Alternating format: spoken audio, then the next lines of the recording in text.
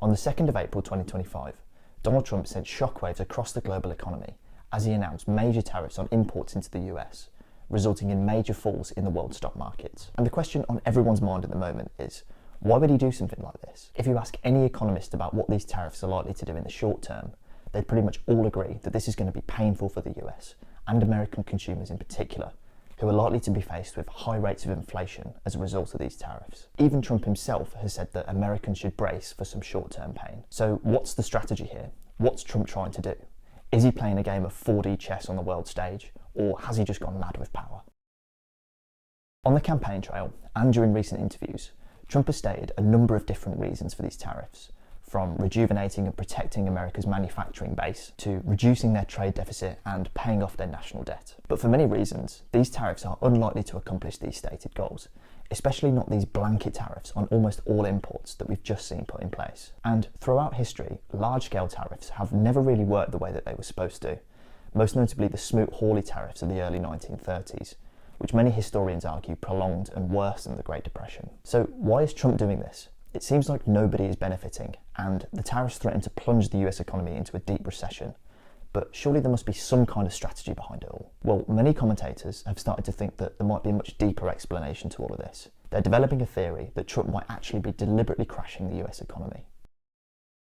Now, this might sound ridiculous at first glance. Why the hell would the President of the United States deliberately and willingly crash his own economy? Well, as crazy as it sounds, there might actually be a convincing explanation as to why he might be doing this.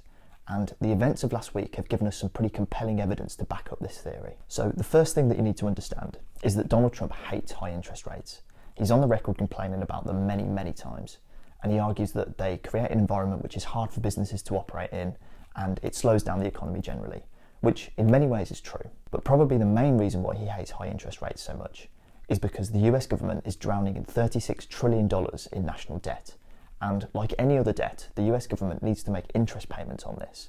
And as interest rates have gone up in recent years, those interest payments have absolutely skyrocketed. In fact, the US government now spends over $1 trillion a year on interest payments to service its debt, which is more than it spends on its military, which is absolutely crazy. So Donald Trump is desperately trying to get the interest rate down, as this would save the American government tens, if not hundreds of billion dollars each year on interest payments, which would be a major win for someone like Trump. However, as you might know, in most economies, the interest rate is controlled by the central bank, which is very often completely independent of the government. And this is very much the case in America, whose central bank, known as the Federal Reserve, or simply the Fed, is completely independent of the government. In other words, Donald Trump has absolutely no direct power to change the interest rates in America, as the Fed is completely independent and they'll make up their own mind on where interest rates should go. But what Trump could do is try to indirectly influence the interest rate by trying to change the things that the Fed will consider when they decide what to do with the interest rate. For example, one of the big things that the Fed will look at is the overall strength of the economy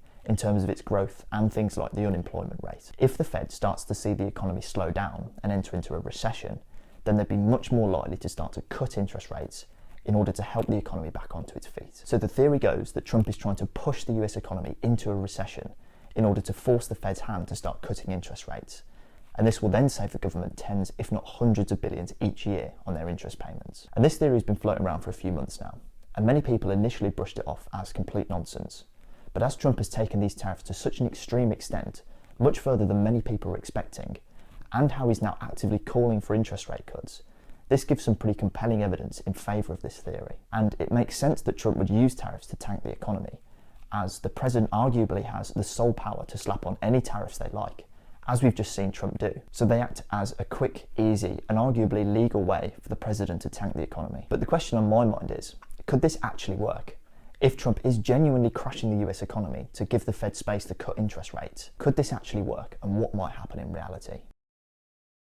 So let's assume for a minute that this theory is true. Now, the main problem that Trump has is that tariffs, especially blanket tariffs, will cause inflation, as all the stuff that Americans import will now be more expensive, and the importers will pass on these additional costs to consumers through higher prices, which will therefore drive up the inflation rate. And probably the main priority of the Fed is to control inflation.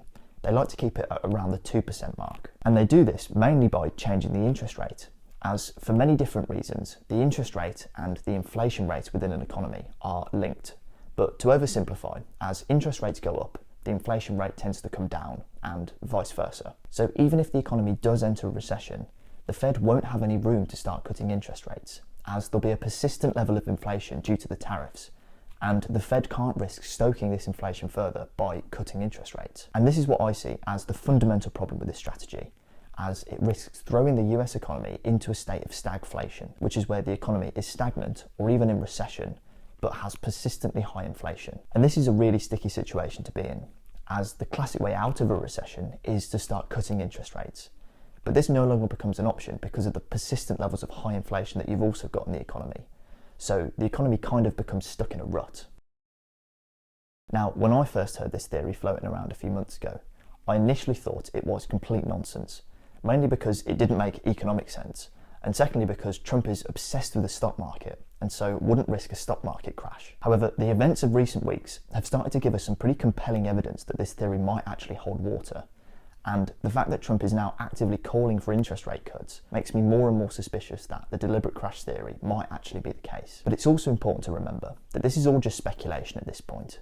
No one really knows what Trump actually plans to do, so it's important to watch carefully on how the situation develops without jumping to any rash conclusions. But I'd be interested to hear your thoughts, so please do leave me a comment below with your opinions, and consider subscribing and liking the video if you've enjoyed. And be sure to take a look at some of our other videos on the channel, as there's plenty more on the topics of investing and personal finance, and many more in the works to come.